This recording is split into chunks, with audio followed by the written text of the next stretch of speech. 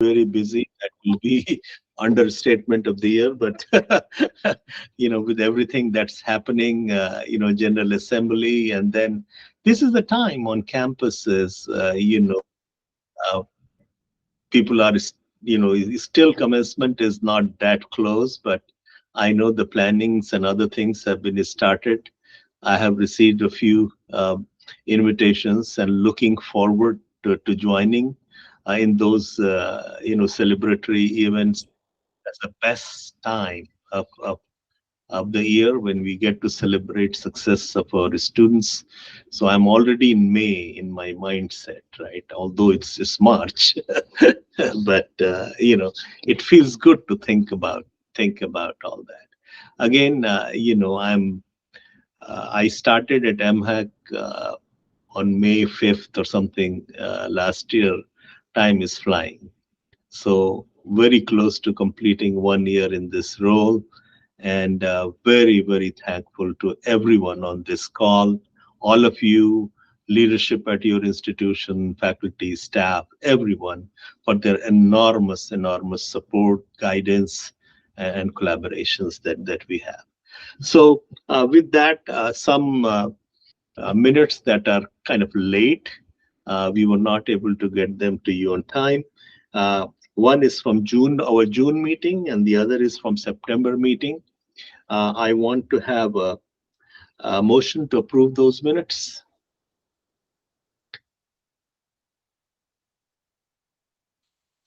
I'll make a motion. Thank you, Brad. Any second? Second the motion. Thank you. All in favor? Say aye or yes.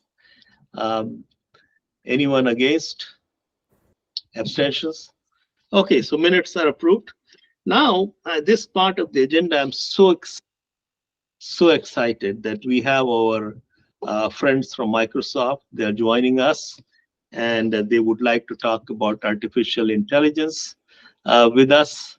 I'm very, very delighted. First, a partnership with one of the leading IT companies in the world, not only in our nation, but also on a topic that is so important for everything that we do in higher education. What we will do in the next 10 years or so, artificial intelligence will have some impact, right? We don't want to be overly excited about it. We don't want to be overly worried about it. But this is something that's going to impact us. We will create new academic programs. We will do our own research and innovation in those areas. And certainly, we want, as a state, Maryland, to be a leader. And the way we become leader is by having these conversations with companies and other organizations where these ideas are being developed, IPs are being created. So, Amy, it's all yours. Let's go ahead, and we are so excited to have you here. Thank you so much. We so appreciate your time and your willingness to bring us into this meeting with all of these important stakeholders. To introduce myself, my name is Amy Sprung. I work on Microsoft's State Government Affairs team focused on both education and on the state of Maryland. And Tracy Woods is with me today from Microsoft. We're going to jump right in. We prepared a few slides. Any good Microsoft presentation has some PowerPoint slides, right? So we have a few slides, but we hope we've really carved out some of the time to really have a discussion and hear from you all, sort of where you are on your campuses at the different institutions. But we thought we'd put some ideas out there for a discussion to give you some thoughts about some of the conversations we've had with Dr. Rai so far, but also some things that we're doing around the country at other universities and some things that are happening right in Maryland. So Tracy, I'll let you introduce yourself and take it from here.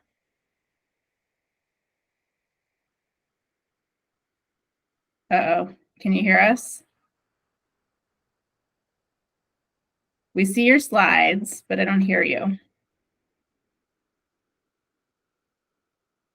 Well, that would be because I have to be off mute. So okay. So let's see. Can you still see my slides? Yep. Okay, are you seeing them in full screen or do I need to make them bigger? We see the thumbnails on the left-hand side. Okay, let me, okay. Is it big enough for everybody? I can make it bigger if not. Here, let me. Can you make it in the presentation mode? Sorry, Yes, we'll see. Let's see if I can. Okay. So anyway, so it's very nice to be with you all today. I'm Tracy Woods. I take care of the Azure business for U.S. education in the East. I've had the opportunity to work with many of the schools in Maryland because it's part of my patch. I'm actually from Maryland, grew up there, went through Montgomery County Public Schools, and love working with the groups there. Today, as Amy said, we're going to cover just a little bit about AI in education and sort of what our perspective is. And then we want to talk about the 3 areas that we talked about with Dr. Rai that we feel like there could be an impact for you: educator retention, research collaboration, and then increasing access to career pathways. So I'm not going to spend a ton of time on this, and we will share these slides with you. But as you're probably aware, Microsoft has made a tremendous investment in AI. We've been working with cognitive services, natural language processing, and artificial intelligence for a number of years, but we recently made an investment in Azure OpenAI, and we are really sort of putting all of our eggs in the basket of transformation around all verticals, but especially around education. We believe that we can use artificial intelligence to help education maximize the value of data, explore ways to accelerate learning.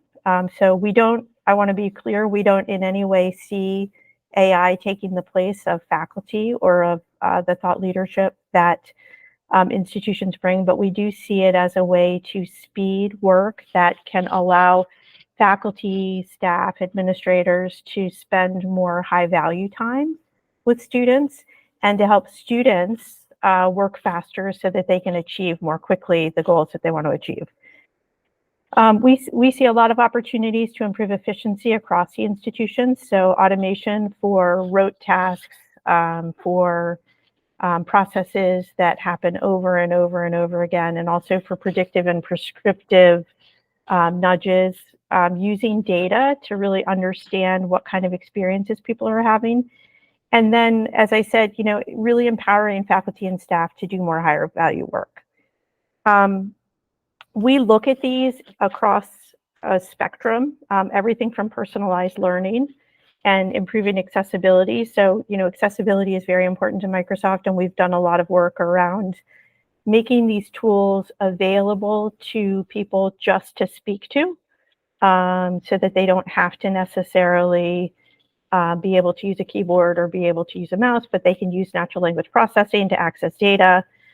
We see opportunities to build AI literacy. We know that the jobs that students are going to be obtaining in 10 years, they probably don't exist today. And we want to make sure that we're partnered with you to help them get the skills that they need in order to be prepared for leading into the future. So data protection is very important to us. We are at our heart and soul a security company, and we actually have some compliance templates that are aligned with the Maryland privacy laws. We believe that there's an opportunity to engage learners, to create and customize content, to enhance support services, but mostly to unlock productivity. We want to talk a little bit about some of what AI can do in education. I'll touch on some of these use cases as we go through. One thing that I do want to talk about is Broward College in Florida. They've been using data and AI to really understand how students are progressing, and they've been able to help students be more successful toward graduation. So using the data you have and using AI on top of it in order to increase student outcomes is something that's really important to us. We know it's important to you all as well. I do want to touch on the University of Michigan case study. I know that you may have heard about this. There was an EDUCAUSE case study about this. University of Michigan got into generative artificial intelligence early, and they actually built out some custom co-pilots with Microsoft to provide generative AI services across the university. So they have their GPT, which is their service that they made available to faculty, staff, and students so that they could use a chat interface to use large language models and really get the benefits of generative AI technology. Then they have a service that they use for more sophisticated users who are potentially researchers or developers so that they can look at insights and discover patterns and then make some decisions about how they actually move forward as an operation. And then they have the GPT toolkit, which they're using basically to empower developers and researchers to do whatever they want to enable innovation. We're happy to talk with you more about these use cases and how we can help you do something similar. There are lots of flavors of getting involved with artificial intelligence, and we would love to talk with you about what works for you and make sure that we're supporting you along the way. In conversations with Dr. Rai, we talked about 3 key areas, educator retention, and we see AI, and I promise I won't drain this slide. I know it's sort of an eye chart, but we see educator retention really in ways that we can use AI to not only automate processes so that faculty spend less time in administrative tasks and more time working with students or doing research or whatever is important to them. AI-based tutoring and coaching, AI-based teaching assistance. So we've had a Qbot that we worked with, an institution that's actually been out there for quite a number of years that really just answers questions in the classroom for students who really need help with administrative processes. We see it in grading support, in curriculum support, in course support. So we're working with a number of institutions on hackathons and promptathons to help their students get immersed and help their faculty get immersed. And of course, professional development for faculty as well. With research collaboration, we're working with a number of institutions and actually are doing some really interesting work in Maryland around research environments in Azure that provide researchers access to AI and analytics tools, Azure OpenAI. They are secure and compliant, so they're in line with the data privacy rules for Maryland, as well as HIPAA if they're using clinical data, or NIST 800-171, or NIST 853, depending on what you want to align to. We're working with them on researcher skilling, and also ideation and innovation and tech transfer. And then for community colleges, we're working with a number of them. We work with higher education and K-12 on this as well, but we sort of center in community colleges for skilling pathways into area businesses. So we see this as an opportunity for dual enrollment as well as streamlined transfer. But we also see the opportunity to provide curriculum materials to community colleges so that they can offer course plus cert, so that students can come out of community college or a four-year institution with not only their credential, but also multiple professional certifications. Most of our certification pathways have already been reviewed for credit by ACE. So we do see some institutions taking credit articulation for certifications as well. We also have done quite a bit of work around mapping our certification content into curriculum that institutions are offering so that it's very easy for you to do either course plus cert or do it as a co-curricular. And then of course, we also see the opportunity to do hackathons and promptathons, AI-based tutoring and coaching, and all of the materials that we offer for our curriculum are the same things that we use to train our own staff, and they're available to you for free. I can't see if there are questions, so feel free to interrupt me. And I know I'm going through this quickly. I want to be respectful of your time. I do want to tell you a little bit about TutorBots because I know there's been tremendous interest in this from around the country. We've done a project with Harvard, and it's just rolled out in POC, and they're getting ready to go to production on it. But they've seen really great outcomes with it. So, you know, they've gotten, in a small study, they've gotten great response where they've had over 55% of the people who used it say they really liked it. 46% said they absolutely need it, and only 6% said that they could do without it. And so as we see these opportunities for students to get help in a curated way where there are guardrails, so that they're either using materials that the institution wants them to use, or they're only able to ask questions or get answers to questions that the institution wants them to get answers to, we're seeing success with students.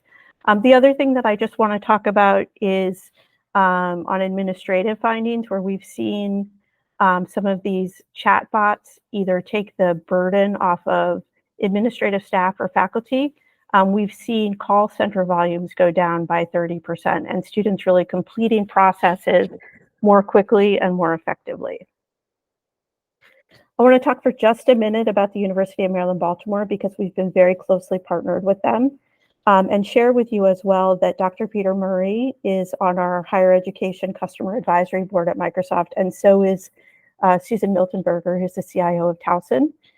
We want to hear from you. As I said earlier, we want to be very closely partnered with Maryland, but you do have voices on that board, and they're helping us to make sure that we're doing the right things in education. We've done a couple of really great projects with the University of Maryland, Baltimore. One was a multi-university project to track COVID and NCAA athletes. We're also working with them to build out a secure research environment. It's actually in POC right now to look at clinical data from the hospital in a very secure way. And then we are heavily invested and working with the team at University of Maryland, Baltimore for institution-wide research and supporting the University of Maryland Institute for Health Computing. And lastly, I just want to talk about what we're doing with curriculum to career. So you may be familiar with the work that we did around Miami-Dade, which was really interesting, where we did sort of a one city initiative. But I also want to share with you what we did with University of Cincinnati, where we mapped all of their curriculum into our curriculum so that they had Course Plus Cert. But then we worked with local employers around Cincinnati to map then the qualifications that they had in their job descriptions and work with the institution and our certifications to make sure that they had a good employee pipeline, and that students, as they were graduating, were able to participate in internships and also move into career. Okay, I know that was a lot.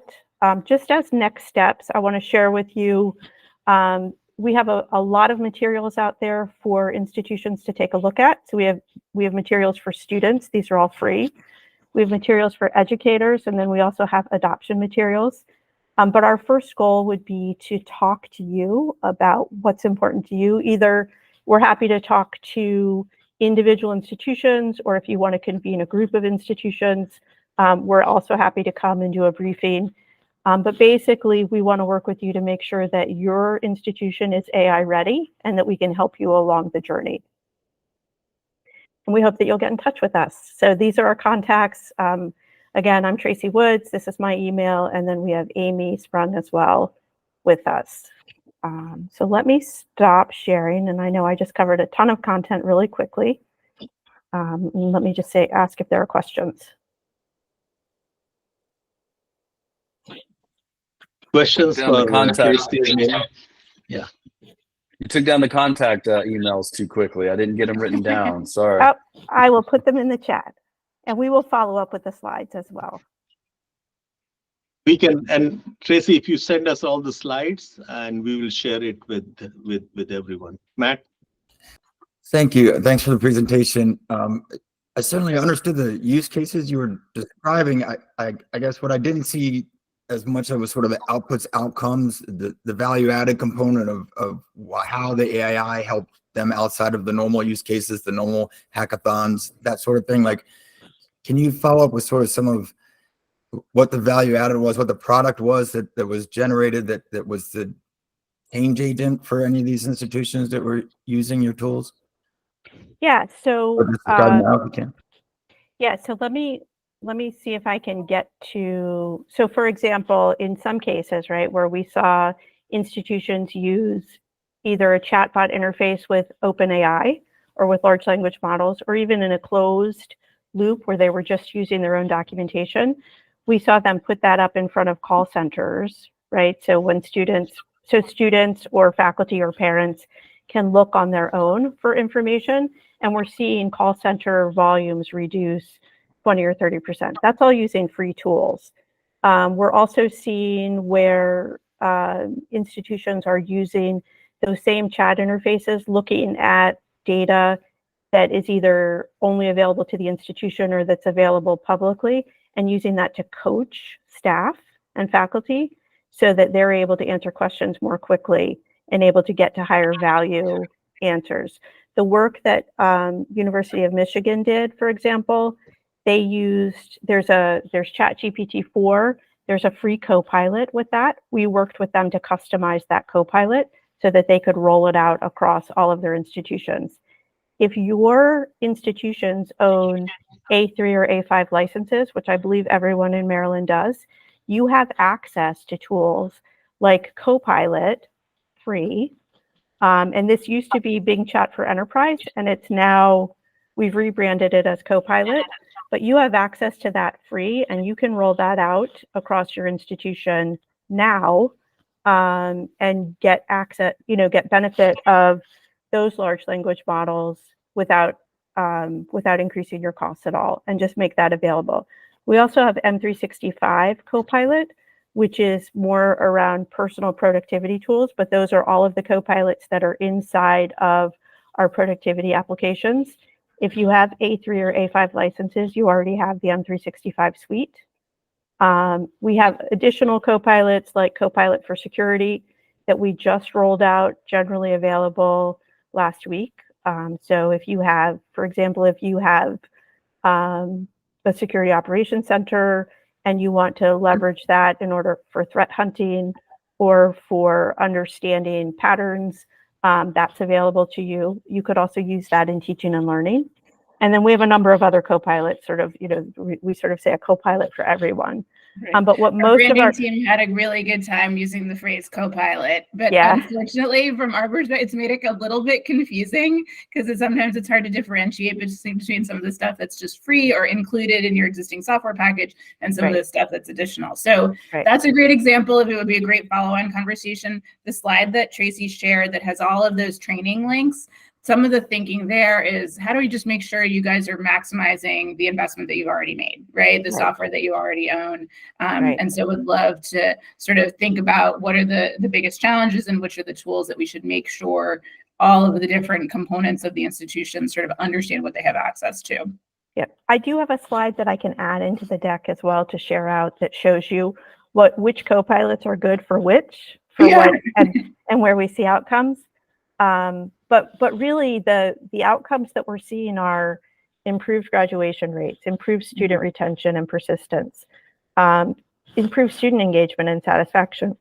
Same with faculty, improved faculty engagement and satisfaction, faster completion of things like the FAFSA, well, maybe not this year, but faster completion of things like the FAFSA in most years, using data and AI to create nudges so that students are sort of coached into following up on things rather than somebody having to do outbound calls. So it's those types of things.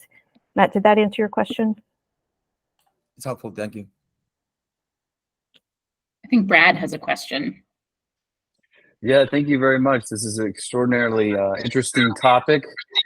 One of the things that I would like to understand a little bit better, is that echo just me or is that? I hear it. Oh, I don't know where it's coming from. Just rattling in my head, so sorry. I guess what I'm saying is I don't understand. Maybe I'll follow up with you both. Secretary Ryan was mute because I see his, because it's kind of, it's showing his echo and your echo at the same time. That's got it. So sorry. It's fascinating. I love to see that you have community colleges in your presentation and what you're doing with them. I guess there's sometimes a hype cycle when it comes to these things. And I feel like we're right at the very peak hype cycle of what we're doing with AI. And I would love to see some of these strategies being applied, but you have co-pilots for everything. And I have 16 community colleges. They probably all use 24 different systems, if you know what I mean. Does any of these products integrate into a variety of LMS systems? Yep. How does that work? That would be very helpful as far as the sort of what we have call intrusive advising, or you called nudging, or just helping students figure out a pathway without immense man hours involved in that. Yep. Is that, you do have integration with multiple LMSs and We do. Yeah, so obviously there's Teams, right, which is ours, but then we also have APIs that integrate into Canvas, Brightspace. I believe there are also, I think there may be integrations into Moodle as well. But I think the thing is they're REST APIs, right? So we can help work with the community colleges if there's something in particular that they want to do. What I would actually suggest, because the landscape is so vast, is if we could get together with you or with some of your schools, and let's pick 1 or 2 problems that you want to solve, and let's figure out the right tools to help you solve them. And then we can support you along the way of prototyping and solving and see if that really works for you. Because I think that's the hard part, right, is knowing where to start. And I think it's just, picking something that is low risk but high value, high impact, and let's get together and work on it together and just get started. And we're happy to bring resources to do that. All right. Well, Tracy and Amy, I'm not sure which one or both, but I'll be in touch. Maybe as April, you can present to my presidents or sometime in May on the upcoming meetings. Okay. Absolutely. Thank We'd you. love to.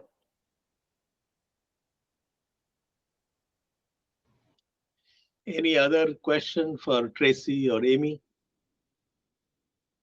Well, if not, I'm really excited about all this. There are LMSs and other things. In my role as Chief Academic Officer at Montgomery College, when I got there as Chief Academic Officer, we were doing a lot of great things, but our degree completion rate was 14%. 10% for African American students, 11% for Latinos. First of all, knowing that number is important.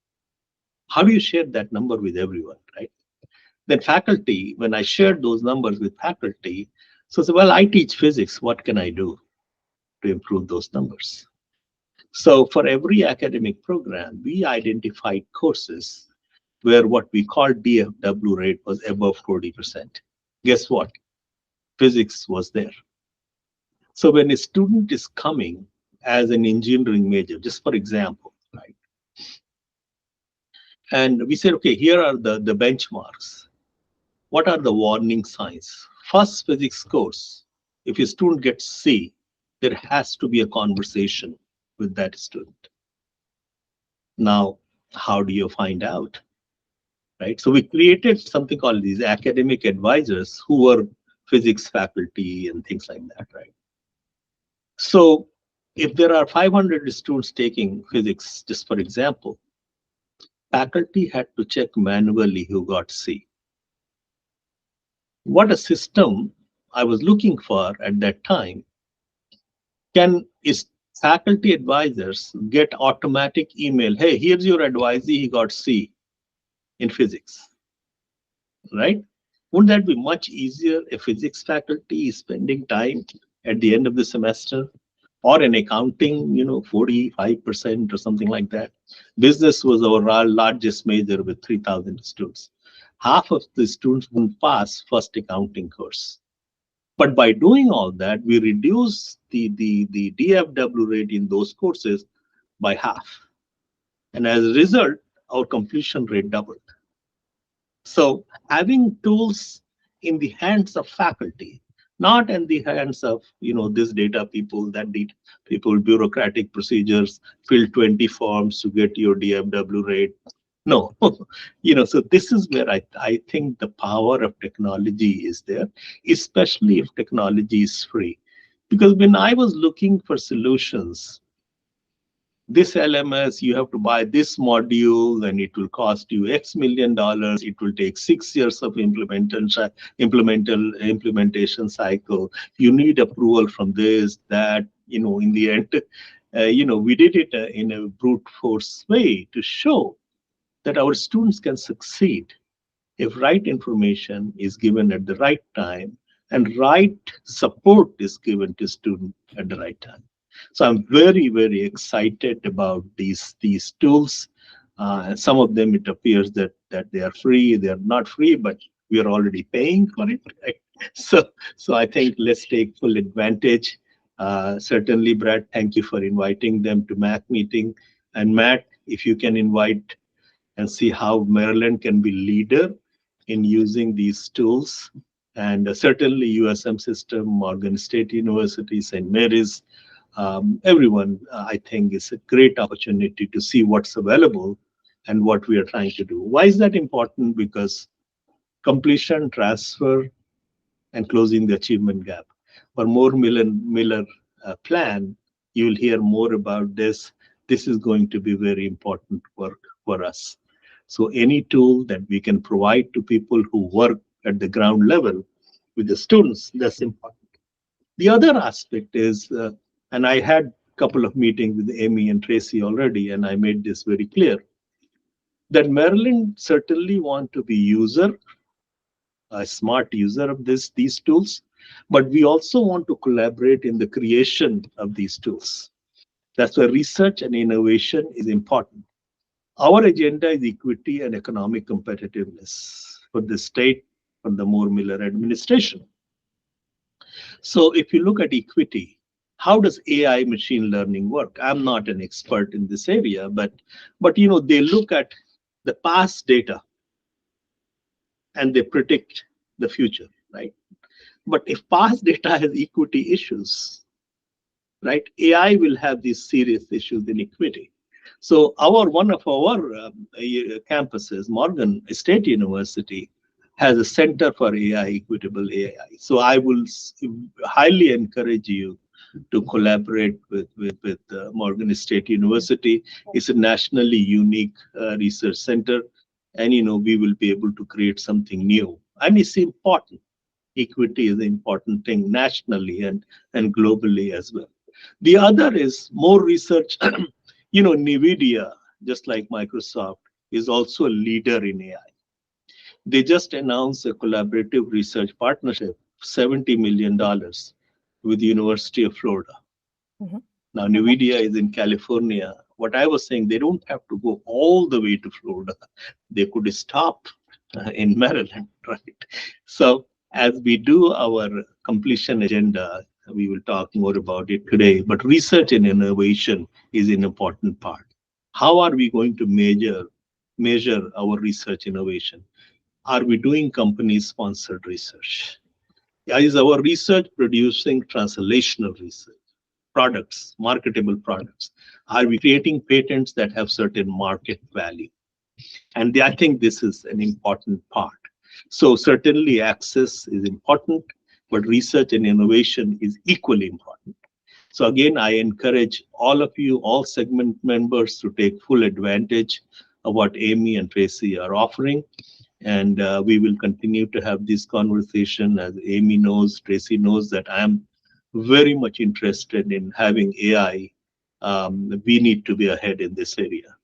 Uh, there's some hype and other things, but there is a reality here, and we want to lead. We want to lead the world, not only nation, in this area. Matt. Thank you, Mr. Secretary. Just sorry, if you can, yeah, thank you. Thanks. Just to clarify, is there a relationship between MHEC and Microsoft to utilize these tools for the state purpose? Oh, okay. I just want to thank you.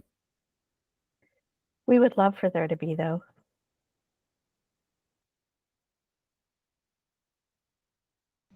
I think that we at the state are going to do things that have not been done in past. I can assure you. So we will have these kind of partnership with businesses and industries. Today, our role is facilitation.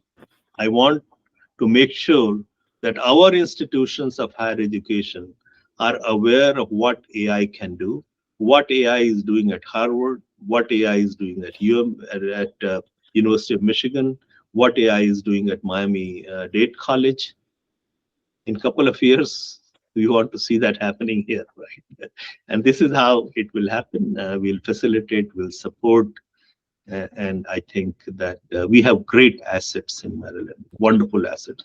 Community colleges, Matt, your institutions, USM, Morgan State. I mean, we are doing research in AI too. I know that things are happening at Hopkins. I know things are happening at UMD. I already talked about a unique institute at Morgan State University. So we want to make sure that Microsoft and others are aware of what we are trying to do, so that we can bring this to the next stage. Again, Amy, Tracy, thank you. Send us the PowerPoint and we'll share it with everyone. Yeah. And, we'll meet again and do some follow-up work. Thank you very much. Thank you so much. Thank you. Thanks all. Have a good day. Okay, our next presentation is on overview of prison education program. Again, an important program. And I'm very, very happy that Trish is here. Trish, go ahead. Floor is yours. Okay. Thank you, Secretary, and thank you, everyone. I'm going to give an overview of our Maryland Prison Education Program approval process. I have had the pleasure to speak to some of you individually and recently met with USM, Dr. Lee, to try to give some guidance on this process. So I'm hoping that this brief presentation will help to clarify some things. And if you have any questions, I'll save some time at the end. I'm just going to share my screen real quick.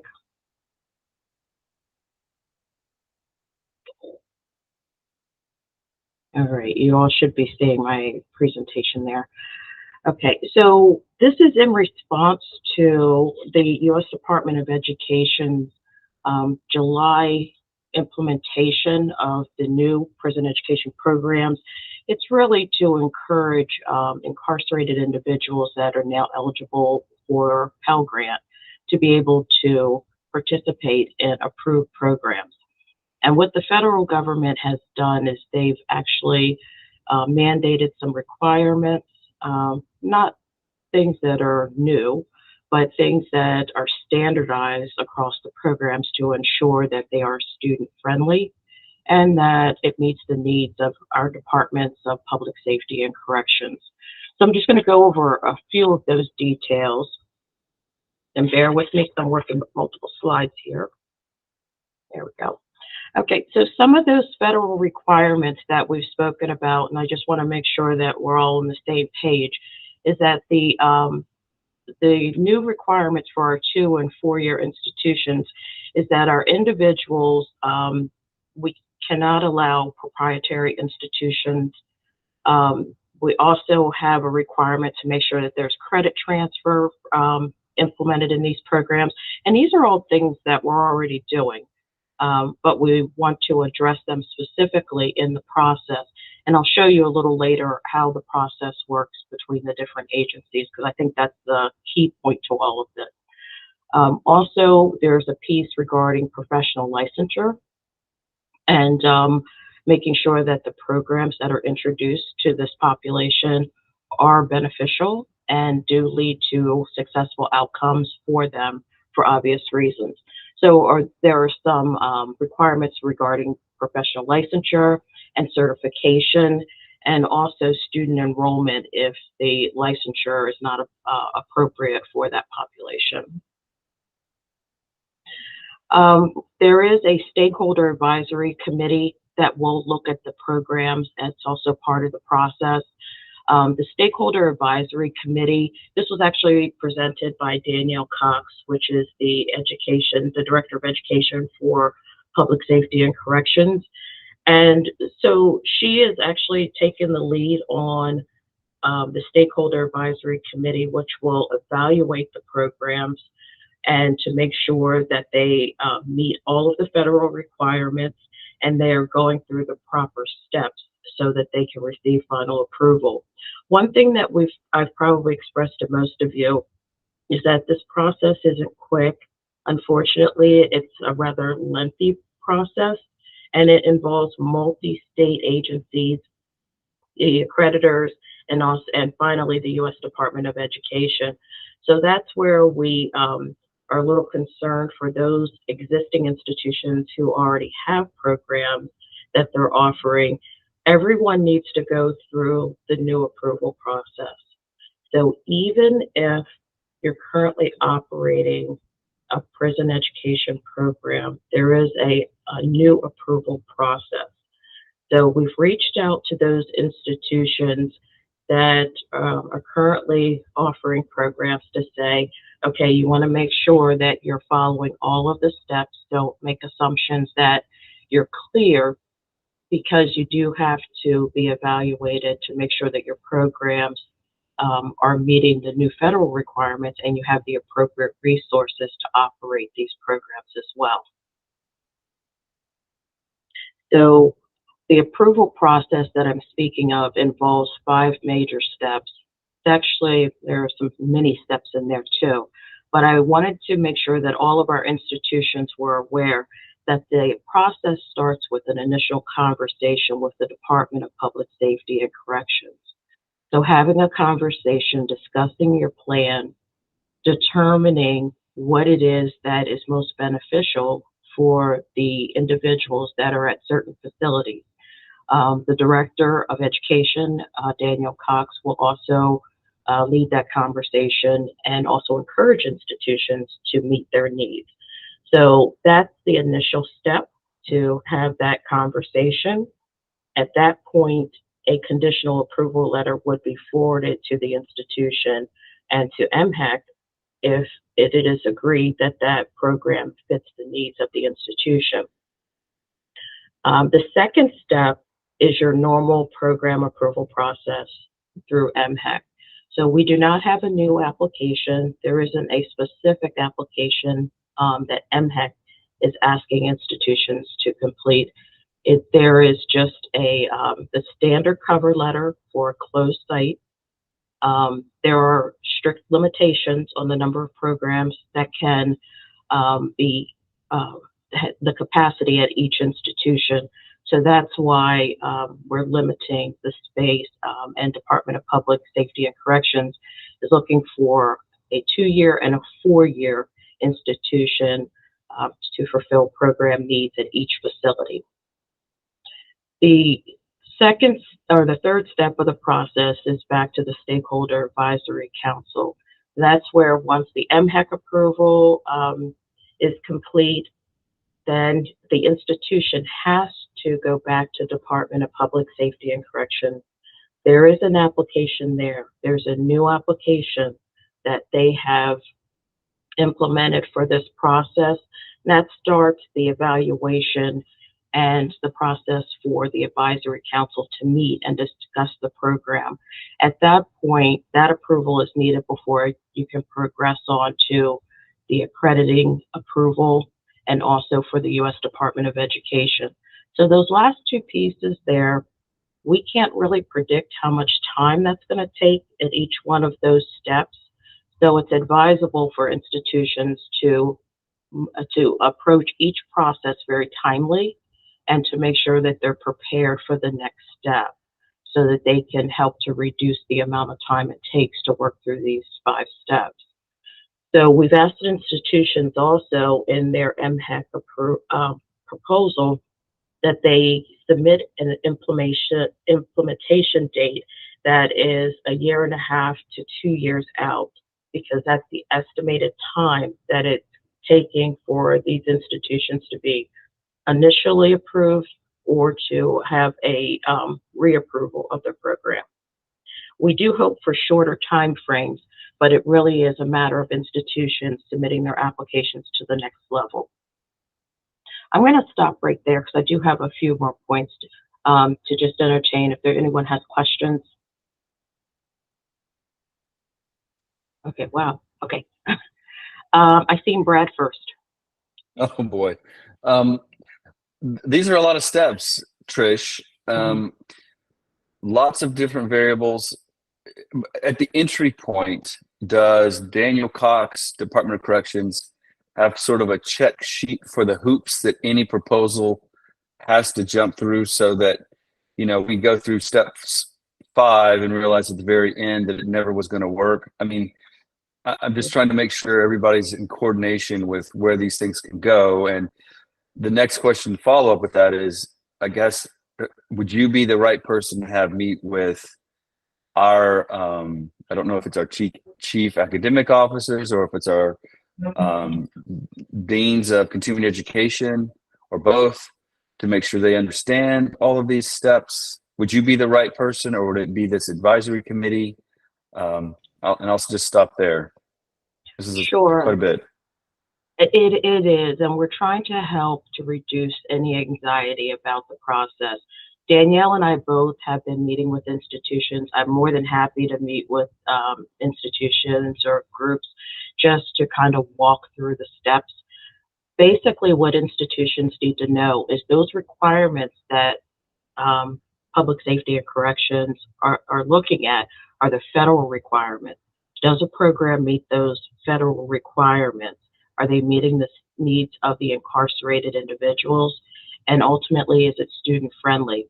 There are requirements for the programs while they're being offered within the facilities, but then there are also post requirements for reporting.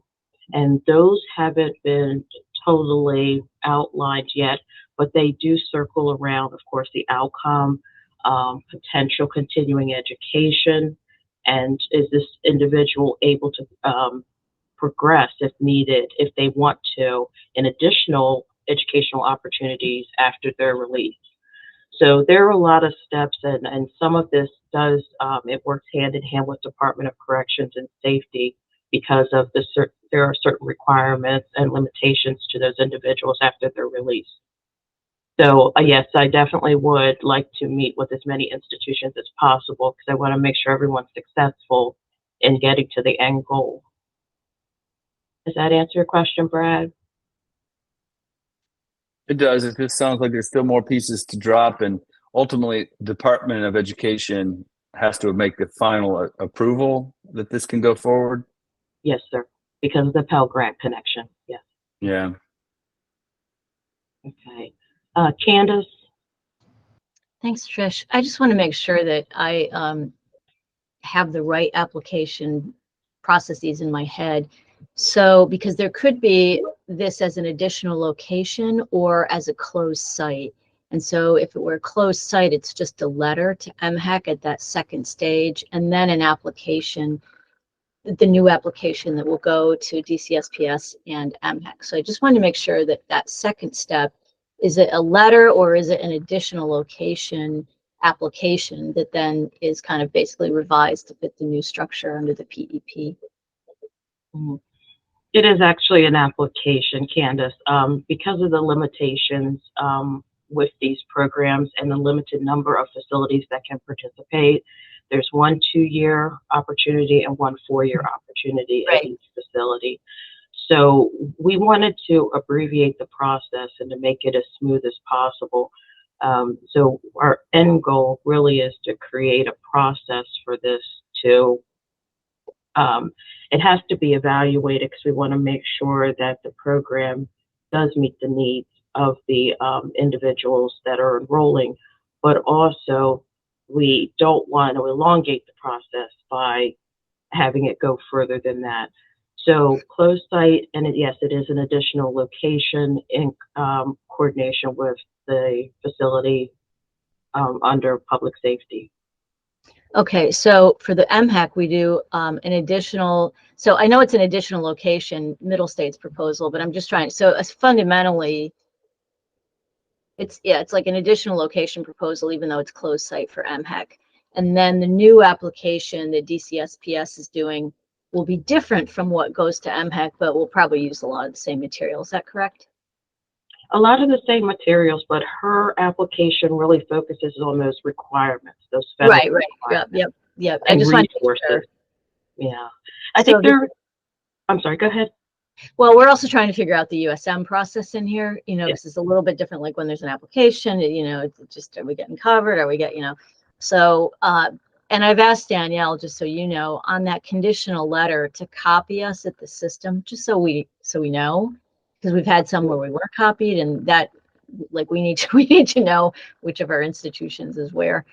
And then yeah, okay, so I'll let them know it's an additional location application at MHEC, and then they do a distinct but somewhat similar for the PEP. Thank you. Mhm. And I'll mention that to Danielle about context. We recently had a conversation because I was concerned that her initial communication, they actually started putting out an advisory back in February of 22. And I'm concerned that some of the individuals on that initial listserv were not our chief academic officers. So we've combined listservs since then, and we're trying to put messages out from both ends. So that will help to make sure everyone's aware of the process, and that when the final letters are, thank you, when final letters go out, we're capturing everyone. I know I've made some phone calls to a few people because I just want to make sure that they're aware that things are going on maybe across campus.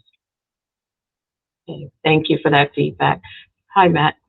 Hi, Trish. Sorry, and this might, I don't think I'm going to get the answer I want, but it seems like the first step or two, or maybe even three, for existing programs, you know, some of that has already been gone through, and I know that the feds want to make sure the program is the right program and that they need the additional approvals. But is there any way that it can be streamlined for those already inside facilities offering programs? So the good thing is many of those already operating programs are pretty much in compliance. I think they just need to formally address the federal requirements. One of the things that I know Danielle has done is she's met with a couple institutions to say, hey, I need you to increase your resources, and I need you to identify key faculty, consistent faculty. So I think the heavy lift is making sure that those resources are consistent and that there's a designated, preferably full-time person. I know that she's trying to staff these programs throughout 13 different facilities. So that's important that we have those resources that are consistent across the facilities, and also that for future reporting requirements, they're going to look at that. They're going to look at the consistency of faculty and the outcomes and the credentials of the faculty that are presenting and providing student support systems. So institutions should be aware of that and be able to speak to that, how they're going to support the programs. Thanks, Trish. Appreciate it. Thanks. Sure. Okay, so I'm just going to go over a couple more things because I think I might be picking up on some things that you're questioning. If I can go back to mine. Oops. Okay. All right, my presentation is a little stuck here. There we go. Okay, so we had talked about the limitations for these programs, and we are really trying to encourage people to submit their proposals as soon as possible. There are some obvious things I think that we'd like to see. There are certain regions, there are facilities across the whole state. So, for instance, on the Eastern Shore, there's a facility there that could be staffed by a local institution, which may help to provide those resources that they're looking for a lot easier. So I would ask that you just be mindful and try to spread out those resources so that there are local resources before and after the program that can be consistent and meet the needs, specifically the reporting requirements. They're going to look at the outcomes and the support services around those individuals to continue their education, and potentially if there is a licensure certification component, that there are resources to help that person. There's also a requirement for a follow-up, an evaluation of each program. And the Department of Public Safety and Correction has put together a best interest determination process. So they're really going to look to see how student-friendly that these programs are. I think that the interest is going to be a lot more focused on not just the program itself, but is it meeting the needs of the incarcerated individual? Is it fulfilling program needs that the facilities have identified, and the successful outcomes? Once again, that evaluation is going to happen every 2 years. So it's important that you have your own tracking mechanisms as well to make sure that when it comes time for that best interest determination, that you have all of your information documented and that you can have a positive outcome to continue with the MOU. So ultimately, at the end of this process, there is an MOU that will be created, and that will be administered by the Department of Public Safety and Corrections, and they're responsible for the implementation of the MOU. I just wanted to give you a preview too of the reporting requirements by the U.S. Department of Ed. Again, we're talking about things that I think your institutions are already doing, but it is important to be intentional about speaking to them and just focusing on how your particular program that you're offering can meet those requirements and the needs of the facilities, and also creating a diverse array of programs, keeping in mind the ability for an incarcerated person to be successful after they're released. So we do have some Gen Ed courses being offered. Of course, there's the typical general studies that's offered, but are there some other programming needs that could be a specific fit to meet a workforce need, and also to have that continuity after the individual is released. So those are some of the things that institutions are talking about one-on-one in that initial step with their proposal to DPCS. So that, I think that will help some of our institutions to maybe get fast-tracked if they're able to meet a need that the public safety has at this time. So we can talk about that individually, because I do want to make sure that everybody understands the process, and before they get too far down the road, it is important to align with Danielle and her team. I'm going to stop presenting and just see if we have any additional questions about the process, how to get started. And you can always reach out to me individually if you want to continue having conversations. Candace, I am meeting with you, U.S. Like I said, Dr. Zakia, I'm sorry. That's all right. So I've met with that group recently. Thank you, Dr. Keys, for allowing me, and Dr. Yu for allowing me to meet with the faculty at Morgan. And we've talked individually to a couple of institutions, USM, Goucher, Anne Arundel Community College, which is Anne Arundel Community College in particular is moving on to that third step. So that's good. But the missing piece that we're having right now is institutions, I don't think they're remembering. They have to go back to public safety and corrections with the proposal approval and fill out the application so that they can go in front of the stakeholder advisory council. Okay, so if you slow down between our step and that step, that's creating an unnecessary extension of time. And of course, I'll be able to help if you need some help. I also have staff members here that are reaching out for me. Are there any additional questions about that process? Thank you, Trish. Thank you. Thank you. Wonderful work. And Trish and her team is always available as you start application, or if you're in the middle of application process, they are here to help you. They are here to guide you. It's an important work. I think making higher education accessible is an equity issue. It's very important for us. As you know, Trish and her team is already meeting with a few institutions. You heard your name. You heard their names. So make sure that everyone is aware of what's available here. Moving on quickly, some of the items, Dr. Dow is not here. So I'm trying to be Dr. Dow today for few topics. So be kind. As you know, work group on academic program approval has given 23 recommendations, and we have two bills, House Bill 244 and Senate Bill 1022. They are moving forward. I had the opportunity to testify and express my support for those recommendations. I know that all segments provided their opinions and thoughts on those.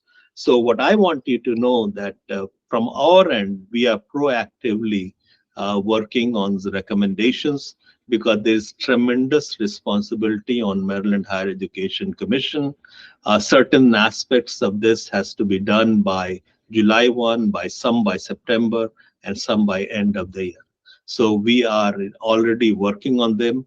Trish, maybe you can give a couple of examples of what we are doing, things like substantial modification and other things. Absolutely. So the team, can I ask you? There we go. Okay. So the team has a program review team led by Dr. Lindsay Silva. They have put together and started the process for the substantial modification work group. Their first meeting is scheduled for March 27th. So we have a good representation of institutions to talk about that process.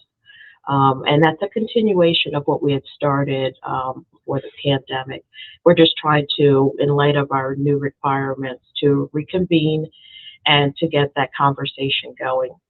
In addition, we are also working on the administrative guide to help institutions with the process. And of course, that is a process that we have started, but we're also pausing because we want to wait for the final recommendations and to make sure that that is complete and meets the needs of all of our institutions. So stay tuned. We will keep you posted on the development of both of those items. And some of you may have already been contacted because you're participating in particular in the work group. But I think we have a good group of people to work with and to get that conversation started and finalized, specifically those people who were involved maybe in prior conversations. So we look forward to meeting with all of you. In addition to that, Secretary, I think I'm gonna let you pick up, but we are really closely watching and developments are occurring. And this is a very fluid conversation. So hopefully by next meeting, we can have a couple more updates for you. Thank you, Trish. Again, you know, we are still awaiting the final bill, but we have started being proactive. And you know, one of the recommendation is to create a work group for ongoing improvement and suggestions on the process. So we will be establishing that work group too, and we'll be looking at every recommendation. And you know, we are very fortunate that we are in a situation where we have opportunity to improve this process on an ongoing basis. So I think you know, this is the start, but we'll collaborate, we'll work together, and we'll try to as best as we can. Any questions?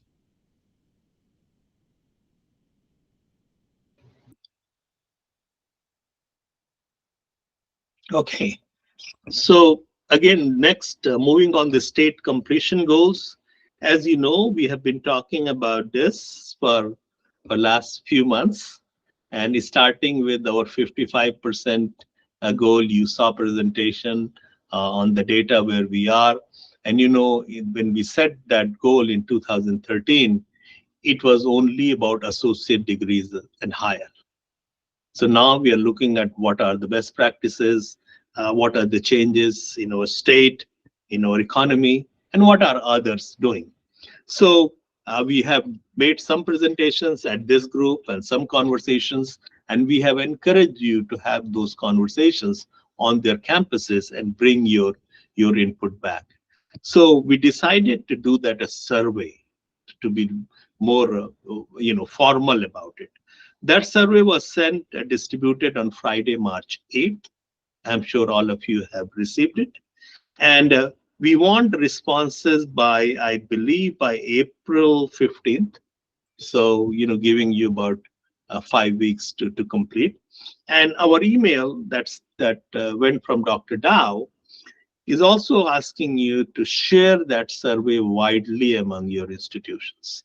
So we want more grassroots input. At least, all presidents should certainly give their thoughts, but grassroots will also be important. And we are doing this not in a vacuum. In that survey, we are also providing links at what other states are doing. We are giving examples from Massachusetts and some other states, how they have come up with their completion goals for 2030. Some of the things that we will be doing is last time it was a population goal, 55% of the population, right, will get associate degree or higher. Now we want to talk about, should we have a population goal or we should have a production goal?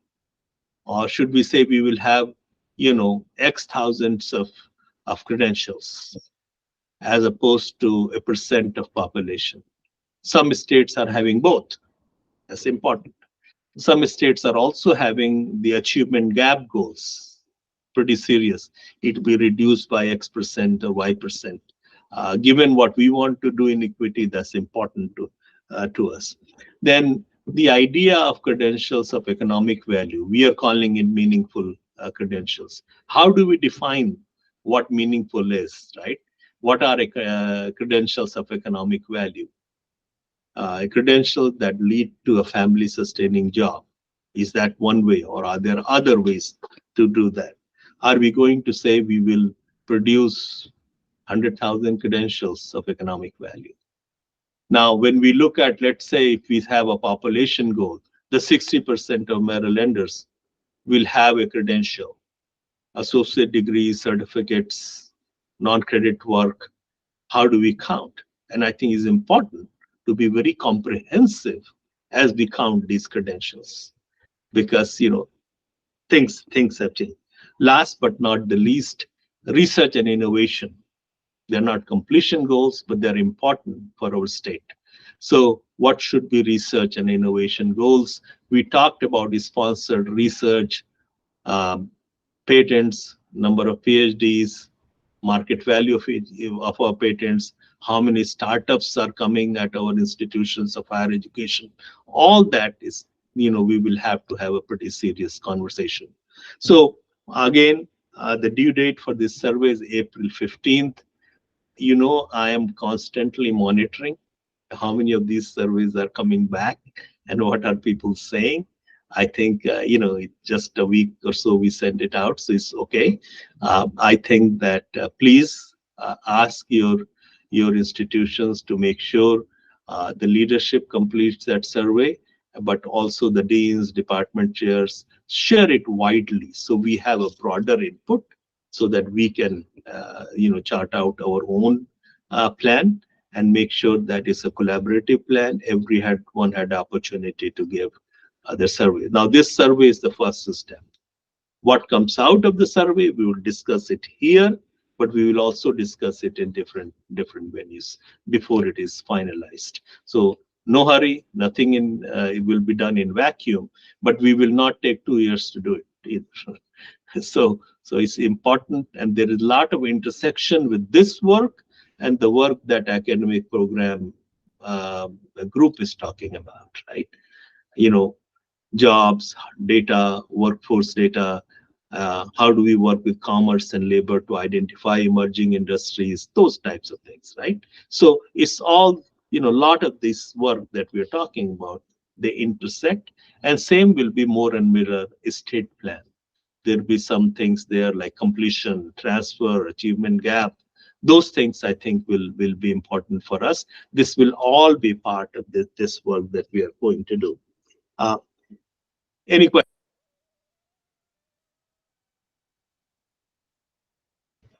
Yes, Brad. Yeah, thank you, Mr. Secretary. We had a really good, robust conversation last Friday at my President's Council meeting about the goals and goal setting going forward. And we did express just what you said, open it up, get a broad array of people providing you information. One of the things that came up was, well, how is MHAC going to synthesize all of this information? And some of it may be conflicting. And they were really wanting to know what sort of the process was And so I said, well, maybe we should have the secretary come to the next meeting as well to explain a little bit more, if you would be willing to do that and share what you just said, especially in the lines of maybe not a population goal, but a productivity goal, which I think we all did very well at producing and increasing in production. And the factors that we couldn't control were the population shifts and migration patterns. So if you're willing to that, I'll extend an offer formally at a later moment, but just sharing with them sort of all of this coming together.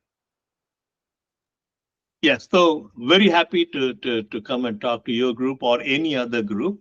But just to let all of you know, we will make those decisions collaboratively. We will do it together.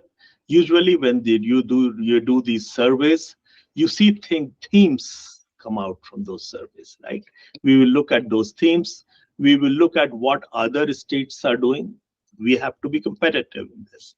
Higher education is one way to attract talent and keep talent, right? So we have to think about how all that's placed, but we will all work together. We will have criteria before we come up with a final word, and we want input from everyone, not only at the initial stage, but also as we finalize this document. Thank you. Thank you. Any other question?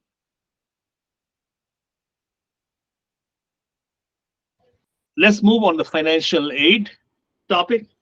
I'm going to ask Al Dorset to present, but before he does that presentation, let me say that we are following what's happening at the federal level very closely.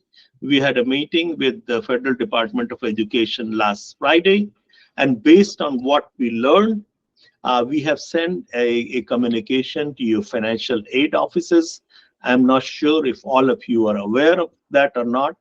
As soon as this meeting is over, you will also, everyone on this call will also get that communication. This communication has what we have learned from Federal Department of Education, number one. Number two, how we are going to respond based on what we have heard. So you will have that with you. And then last but not the least, I have asked for a meeting of all the presidents of institutions of Maryland to provide them the same information, share what MHAC is doing, and also seek their input. How we are responding is that the best way to do it. What are they feeling on their campuses? Do they want us to do something different? So I think that conversation will happen on next Friday from 1 to 3 on Google Meet. Your presidents have received that invite. Please encourage them to attend and provide input. And we also want to learn from how are our campuses dealing with this situation. In Federal Department of Education, they told us that they may be able to provide some expert guidance to campuses. And how to get that guidance, I think that your financial aid offices may be overwhelmed, right? So I think, how do we get support to them? But I'm also hearing from some of our institutions that they are doing some really innovative things. Some of them are looking at their application deadlines. Some of them are providing their foundation dollars as scholarships. So a lot of creativity is happening. I do know that this is a challenge, but how our institutions are responding to this challenge, I think I'm really impressed. So again, on the Friday meeting, we will share what each institution is doing. Maybe that will be an opportunity to learn from each other. What is concerning to me is that in that meeting, I learned that compared to March 1st, 2024 to March 1st, 2023, for our state, the FAFSA completion is down by 38%. So that is kind of concerning. And number two, what I heard from them is that only 34% of our high school seniors have completed FAFSA. So what are the reasons? Certainly the process, what I'm hearing from nonprofits that help our students, They're saying that the students tried first time, it didn't work. They tried second time, it didn't work. So they don't want to try third time. So I can understand the frustration, but I think we have to encourage students to try again. I understand the process has become better, although I have not tried myself.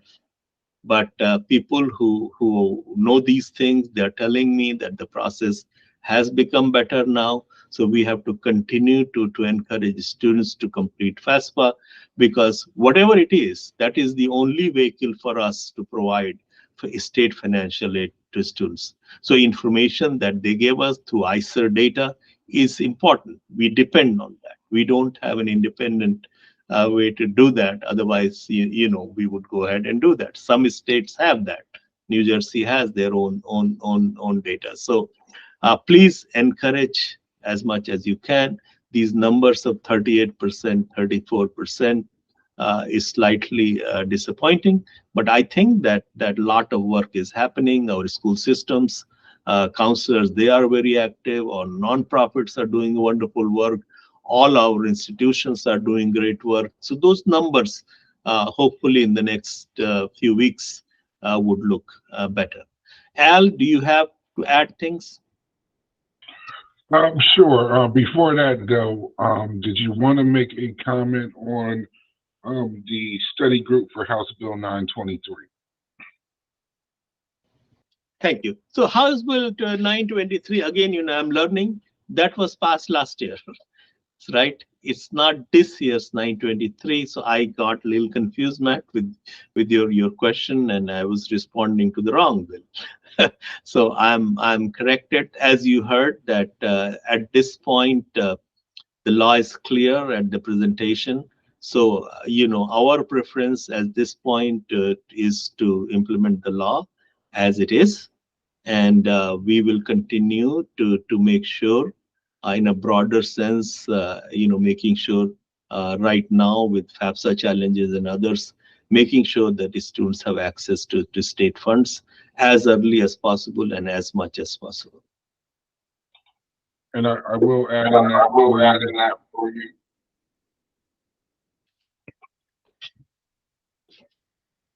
I will add in that the legislative analysts have talked with us and have engaged that once legislative session is over, we can talk about the report that was provided from the study to look at where if there is room to maneuver within making any changes.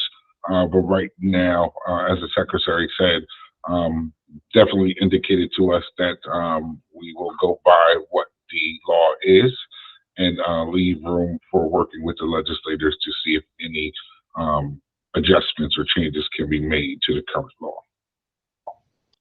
Matt, you had a question? Yeah, thank you. And thank you, Mr. Secretary. I had us just have it put on the agenda for this group so we could just figure out the status of where things stand, given the hearing last couple weeks ago, whenever that was. So I guess part of my question is, I know the report was going to be distributed to the FAC, it was going to be distributed to Segmental Advisory Committee, this group. Is that still the plan for the report, or for all intents and purposes, is the report now just not something that is moving forward? Or what is the next step of the report in the group, I guess? Yeah, thank you, Matt, for bringing it up. I think based on what I heard at that testimony, it's very clear that at this point, we need to stay with the law and implement the law. And at the right time, maybe there will be an opportunity to rethink about this. But for now, that conversation, I think, is a standstill. We are not moving forward with that.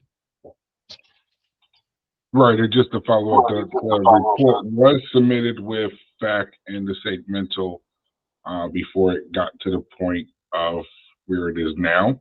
So the report will not be published as public, but all Segmental members and FAC members did receive the report.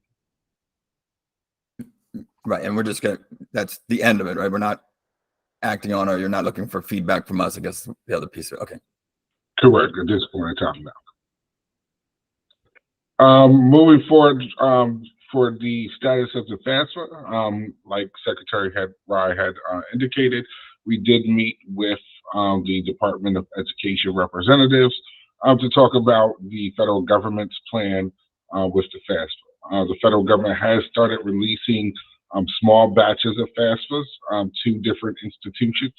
As a state agency, because we are over the state, we have received those same batches. However, there have been complications with downloading those batches into our systems, as well as schools have experienced that, and other states have experienced that. There is a session with the federal government today to go over the downloading the batches into the different systems that we have. Biggest piece is the federal government has what we call a SAGE mailbox, Student Aid Gateway mailbox. That's their mailbox that every state agency or institution has a TG number that they kind of communicate back and forth.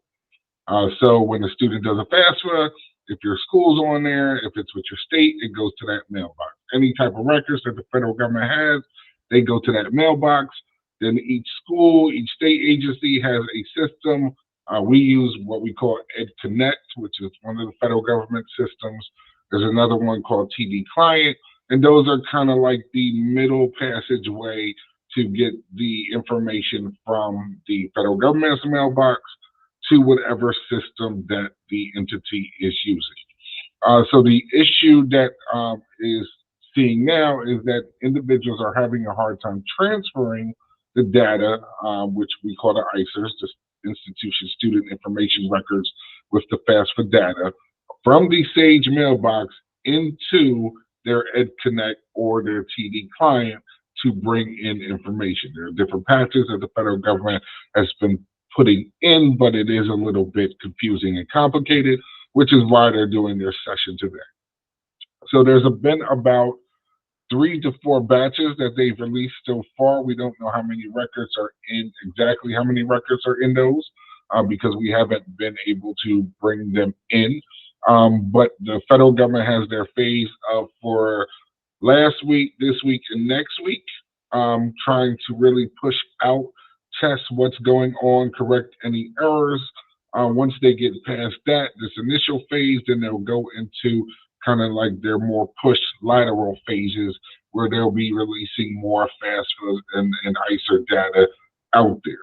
Once they receive or get to a good, safe, comfortable level, when they can really pick up on those batches and release all data, that's when they're looking at everything should be able to go forward. So as Secretary Rye indicated, we did release communication to the financial aid offices as well as other groups, and you'll be receiving it today, of Maryland's plan. Of course, Maryland's plan has to be consistent with the federal government and does rely on the federal government being consistent and following through and no more errors coming through.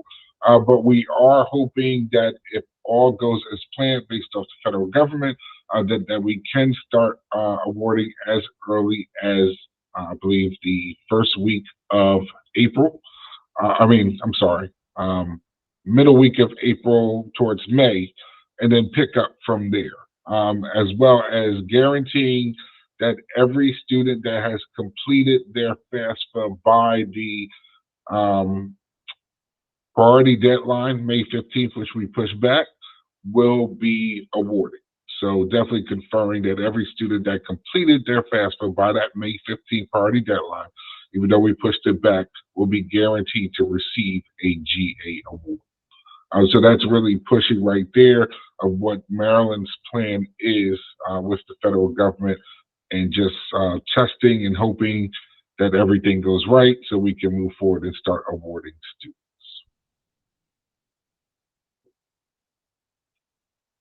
I'll open it for any questions.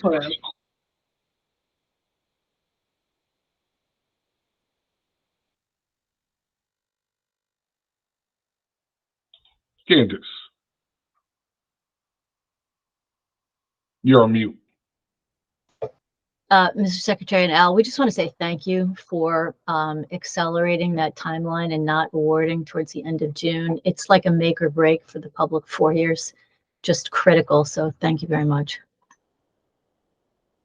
No problem. And again, let me stress, we want to award students as early as possible.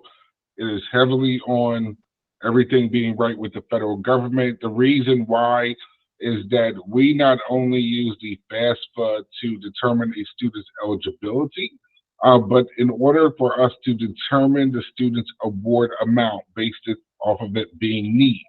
So what happens in calculating a student's award amount, every institution, which your institution should have done already, give us their new or estimated cost of attendance for the upcoming 24-25 year. When we receive the FAFSA, we calculate the student's SAI, their student aid index, and their Pell amount to determine how much left of need that GA award needs to be. So unfortunately, for students that don't have that SAI, or because we didn't have that information, we couldn't just tell a student, hey, you're eligible, you're awarded, because in that case, then, students would say, well, you said my award was this amount, now it's this amount. And we still may have that complication to a certain degree, because as many know, the federal government just pushed out their proposed budget, which we have to wait and see what their actual budget will be once it's gone through. So the Pell amounts are currently, or we will award based off the current Pell amounts that the federal government has given, with understanding that those amounts can change.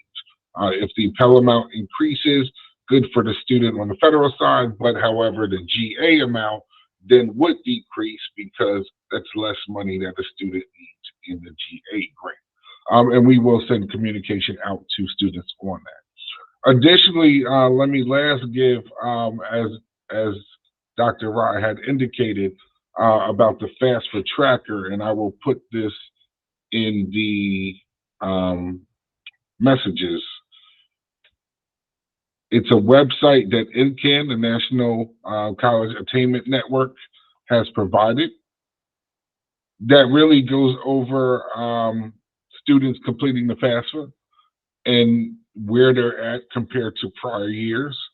They really do push out that students in lower income levels have a dramatic decrease in FAFSA completions compared to students in higher income levels, as well as students of color have a lower percentage of FAFSA compared to prior years, compared to other students not of color. And additionally, the website is good because it does have different tabs on there where you can look at the state profile. So you can actually put Maryland's profile in there and look at, as of March 8th, the percent of high school students for the class of 2024 that have completed a FAFSA. So the biggest push is us finding ways to get more students to complete the FAFSAs. Very interested in knowing what schools or institutions are doing.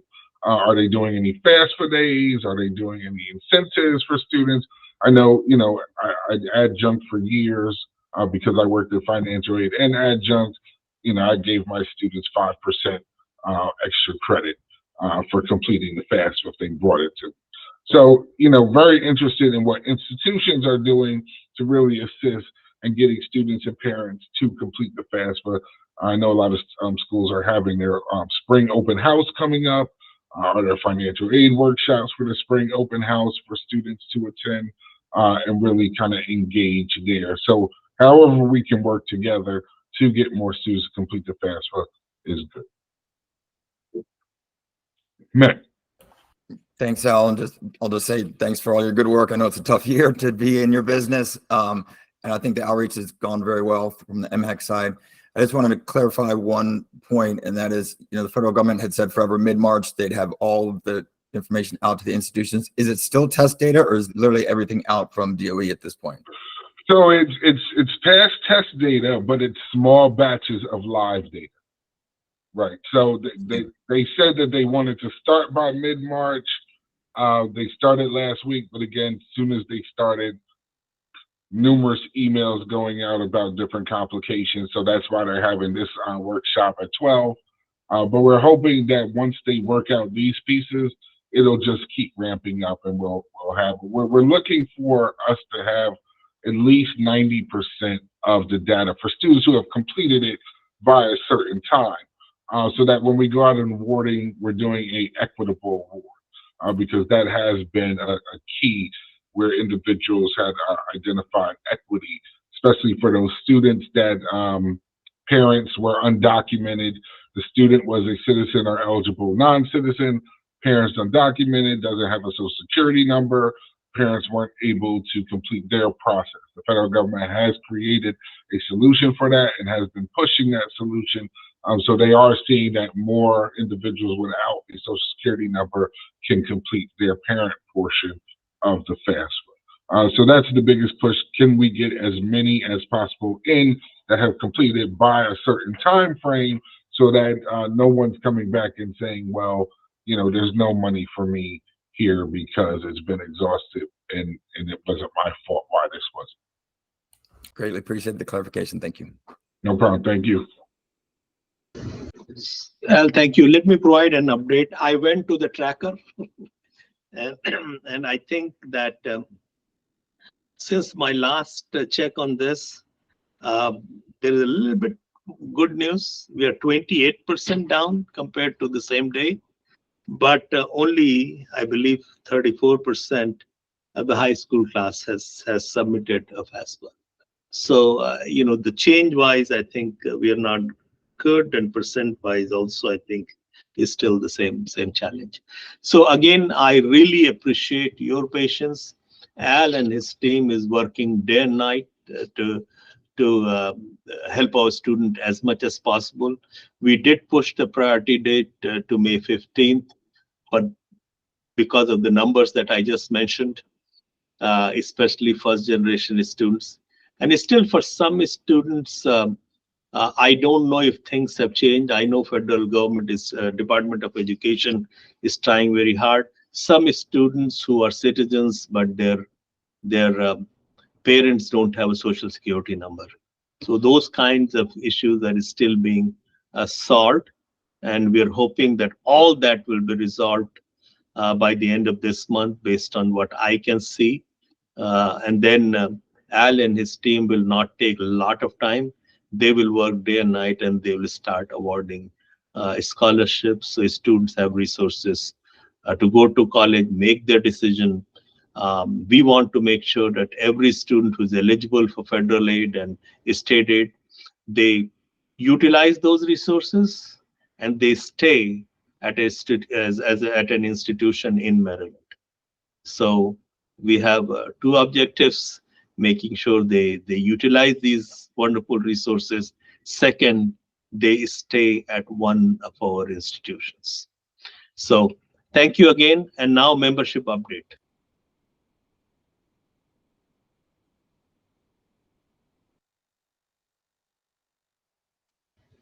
Yeah. Just really fast. I know we're talking about the House bill version that passed last year that decentralized the Promise Scholarship. Just an update that they're going to hear HB 607 on Wednesday in the Senate, and we're looking forward to that passing and getting back on track with where we should be with our regs update. So Al and Jeff, let's make sure we don't lose sight of that and get that over the finish line and get ready for the upcoming academic year with Promise. Thank you for bringing it up, and I don't think Al and his team will miss that. My aim is to make sure all $20 million are utilized, so we're not sending anything back, and I have put that as one of my performance goals too. So there's another reason why it should happen. Thank you. If I could, first off, I want to thank Al for all of his hard work. I can't even imagine how hard the financial aid business is right now, but it's really tough. And any criticisms you hear from us are not of you, Al. They are of the process and mostly the federal government. So, and we appreciate you, Secretary Rye, for going to bat for us and advocating so that we can get our students the money they need to come to our institutions. And so we're continuing to work on this. We still are keeping a very close eye on the program approval bill as it moves forward. We'll leave it at that. I'm sure some of my colleagues are also keeping a close eye on it. And all of the other updates were very valuable today. So really appreciate them and appreciate all the hard work that you're doing. Our system is on spring break this week, so you would think we would all be sitting on a beach somewhere, but that's not happening for many of us. So hopefully if you all are on spring break or getting it soon, that you get to enjoy it. Thank you.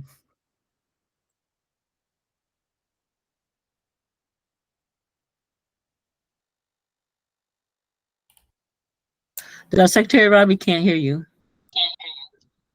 Well, Dr. Rin, thank you. You reminded me of a spring break, something that I don't get anymore.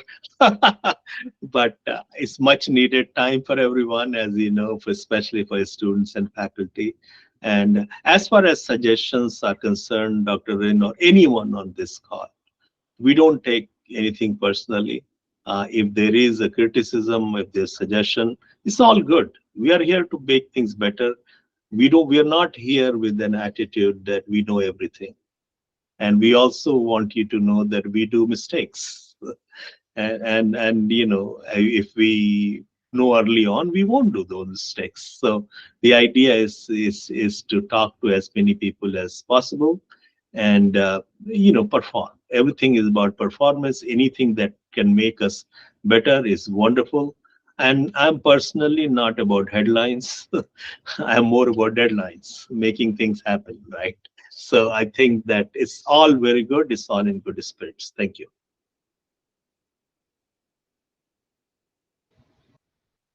I'll just Anyone jump in. else? I'll just jump in quick, Mr. Secretary. Thank you to you and the team. I think on our end, we'll save our big update for post-session once we see where things land, but certainly appreciate the collaboration we have with both MHEC and the other segments, including throughout session. So thank you all and look forward to seeing where things land. Again, thank you.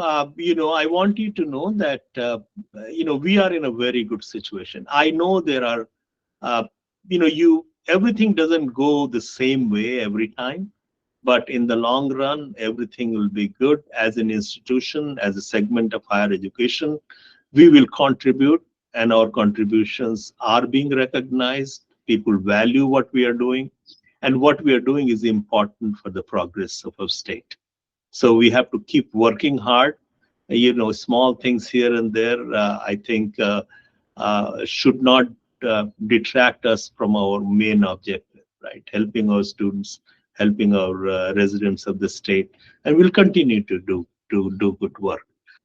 Future is great, and I feel very optimistic based on where we are in higher education in the state of Maryland. It's all because of all of you, your campuses, your campus leaderships, faculty, staff. Wonderful work is happening, and there's data to prove that too, right? So no pie in sky here. I mean, we have delivered. Whether it's 55% thing, there are some gaps there, but we understand why those gaps are there, and we'll continue to make improvements, whether it's equity or aligning higher education with the realities of the state, or business and industries, digital economy.